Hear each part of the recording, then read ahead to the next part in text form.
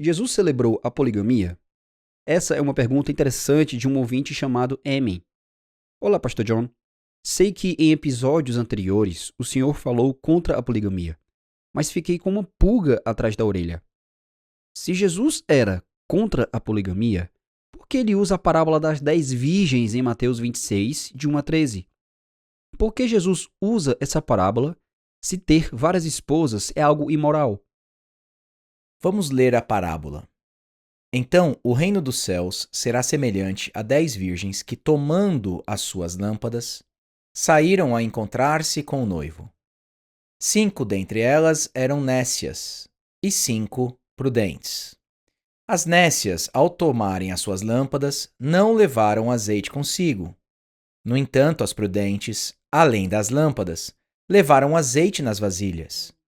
E tardando o noivo, foram todas tomadas de sono e adormeceram. Mas à meia-noite ouviu-se um grito: Eis o noivo! Sai ao seu encontro! Então se levantaram todas aquelas virgens e prepararam as suas lâmpadas. E as nécias disseram às prudentes: Dai-nos do vosso azeite, porque as nossas lâmpadas estão se apagando. Mas as prudentes responderam: Não, para que não nos falte a nós e a vós outras. Ide antes aos que o vendem e comprai-o.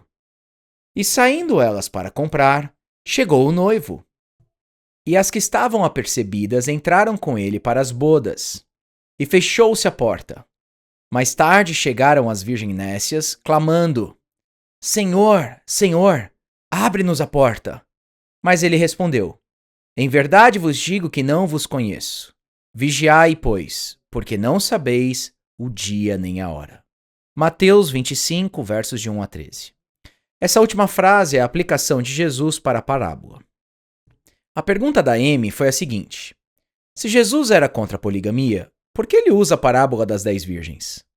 Vamos supor que Amy fez essa pergunta porque pensa que as 10 virgens estão esperando o noivo para se casar com ele quando ele vier.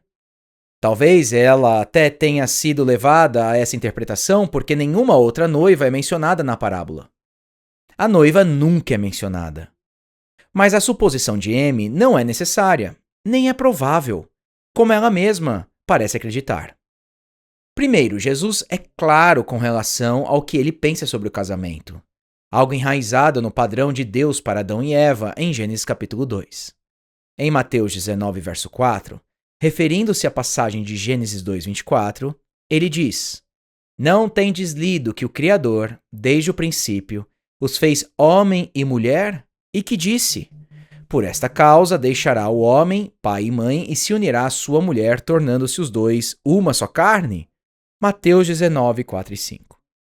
É muito mais provável que devamos enxergar essas 10 virgens como o que chamamos hoje de damas de honra.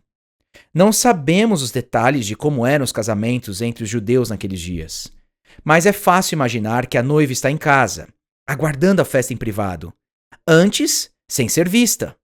E a primeira tarefa das damas de honra é ir até o noivo em grande festa, conduzi-lo até onde a noiva está esperando.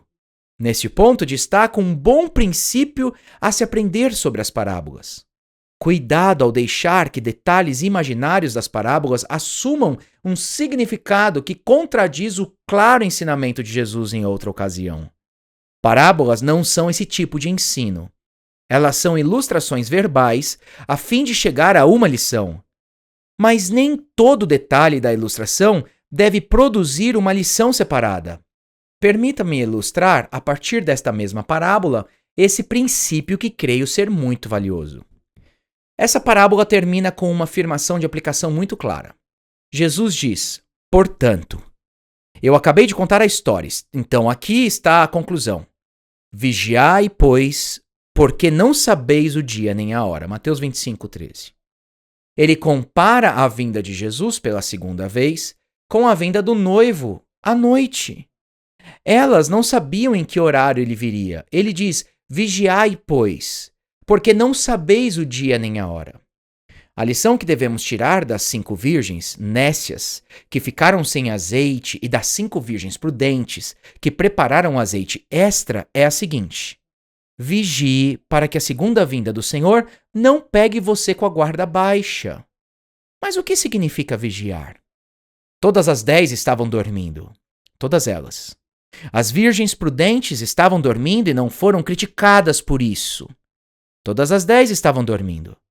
Se você acha que vigiar significa ir até a janela e olhar para o céu para ver se Jesus está próximo de vir, você não entendeu o que vigiar significa aqui. Nem essas 5 virgens prudentes que estão dormindo. Elas estão vigiando com prudência. O que significa vigiar? Elas são prudentes. Elas vigiam da forma que podem.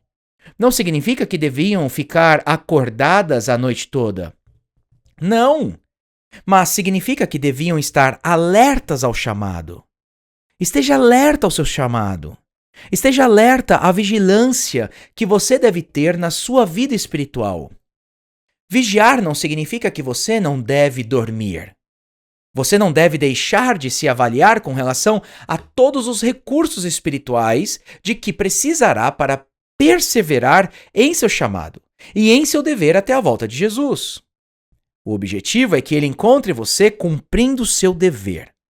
Ou seja, estar pronto para encontrá-lo quando ele vier, com o dever cumprido.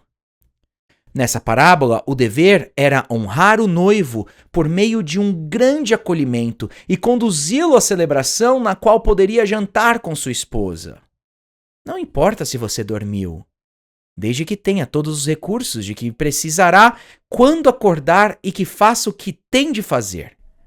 No final, quando ele diz para vigiar, vigilância é a vida espiritual, vitalidade, prontidão e cuidado. A parábola não se refere à poligamia ou monogamia. Tampouco se refere ao casamento.